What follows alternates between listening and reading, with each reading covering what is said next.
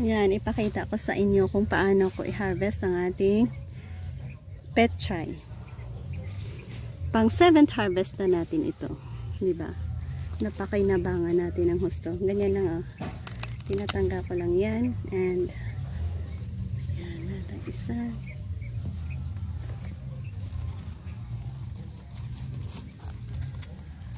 Mga old lang. Kinukuha natin. 3, 4, 5, 6,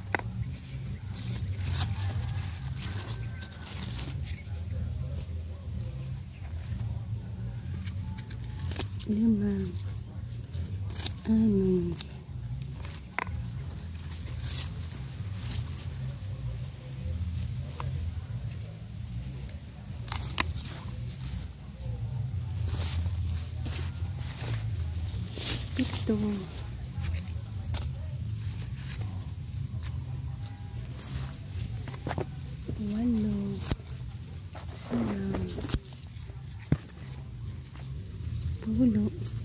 10 leaves is enough na.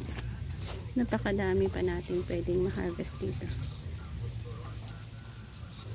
10 leaves.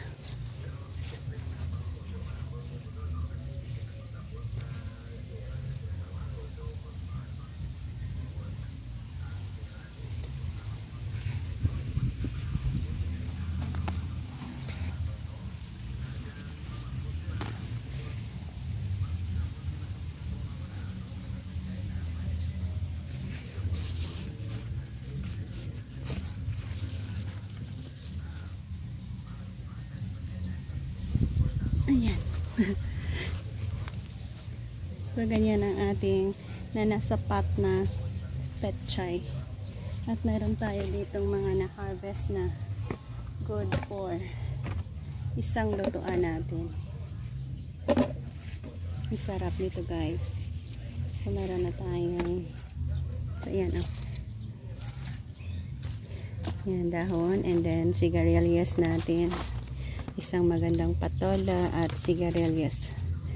Yan, sahugan natin yan ng priskang isda. Isa na namang recipe na masustansya ang ating maibahagi dito. Kung gusto nyong malaman, mayroon tayong another channel sa ito ay Cynthia's Life and Cooking. Sa ating channel kung saan tayo nag-upload ng mga cooking videos. Bye-bye and God bless guys.